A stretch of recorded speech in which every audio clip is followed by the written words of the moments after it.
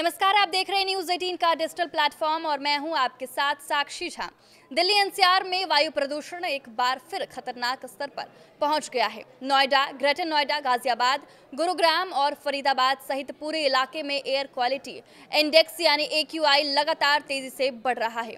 कई जगहों पर यह स्तर AQI 600 के आसपास या उससे भी ज्यादा दर्ज किया गया, जो सामान्य स्तर से कई गुना खराब और स्वास्थ्य के लिए बहुत ज्यादा हानिकारक माना जाता है। ग्रेटर नोएडा के परी चौक और आसपास के इलाकों में सुबह AQI 563 तक दर्ज किया गया, जबकि कुछ हॉटस्पॉट क्षेत्रों में से भी ज्यादा पाया गया। दिल्ली एनसीआर में बढ़ते प्रदूषण का सबसे ज्यादा असर बच्चों, बुजुर्गों और सांस या हृदय संबंधी बीमारी से जूझ रहे लोगों पर हो रहा है। लोगों में आंखों में जलन, गले में खराश, सिर दर्द और सांस लेने में कठिनाई जैसी समस्या तेजी से बढ़ी है। स्कूलों में भी प्रशासन ने सावधानी बरतते हुए आउटडोर गतिविधियों पर रोक लगा दी है। कई इलाकों में सुबह का घना स्माग दृश्यता को भी प्रभावित कर रहा है। गंभीर हालात को देखते हुए सुप्रीम कोर्ट ने दिल्ली एनसीआर में बढ़ते प्रदूषण पर स्वतः संज्ञान लिया है। कोर्ट ने केंद्र सरकार और दिल्ली सरकार को प्रदूषण रोकने के लिए तत्काल प्रभाव से ठोस कदम उठाने को कहा है। अदालत ने स्पष्ट संकेत दिए हैं कि प्रदूषण नियंत्रण में लापरवाही बर्दाश्त नहीं की जाएगी। अगले कुछ दिनों में इस पर विस्तृत सुनवाई भी होने वाली है। बढ़ते प्रदूषण से गंभीर होते हालात पर नियंत्रण पाने के लिए केंद्र की ओर से स्वीकृत ग्रेटर रिस्पांस एक्शन प्लान यानी कि GRAP का स्टेज 4 लागू कर दिया गया है। ये प्रदूषण नियंत्रण का सबसे कड़ा स्तर है। इसके तहत कई गतिविधियों पर तुरंत प्रतिबंध लगा दिया जाता है।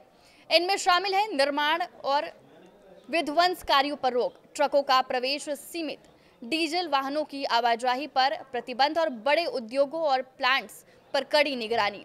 GRAP 4 के लागू होने से उम्मीद है कि आने वाले दिनों में प्रदूषण के स्तर में कुछ हद तक कमी आएगी। हालांकि मौसम विभाग का मानना है कि हवा की रफ्तार कम होने से प्रदूषण फिलहाल बना रह सकता है। बढ़ते प्रदूषण के बीच विशेषज्ञों ने लोगों को बाहर कम निकलने, मास्क पहनने, एयर प्यूरिफायर के इस्तेमाल और सुबह शाम की सैर से बचने की सलाह दी है।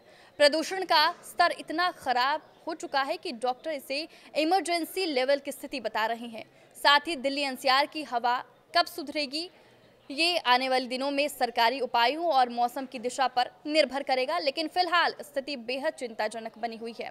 इस बीच दिल्ली और राष्ट्रीय राजधानी क्षेत्र यानी एनसीआर में बढ़ते प्रदूषण को लेकर निर्माण कार्यों पर रोक लगाने के मामले पर सुप्रीम कोर्ट ने बड़ा फैसला दिया है। सुप्रीम कोर्ट ने दिल्ली में सभी निर्माण कार्यों को रोकने के सुझाव को ठुकरा दिया।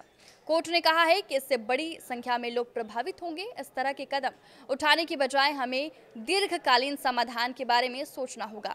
प्रदूषण की स्थिति के हिसाब से CAQM उचित कदम उठाता है। कोर्ट ने केंद्र सरकार को पंजाब, हरियाणा, यूपी और राजस्थान सरकार से बैठक कर वायु प्रदूषण संकट से निपटने के लिए दीर्घकालीन समाधान पर सुझाव देने को कहा, ताकि इस समय का स्थायी निवारण किया जा सके। इसके लिए कोर्ट ने सरकार को 1 दिन का समय दिया है।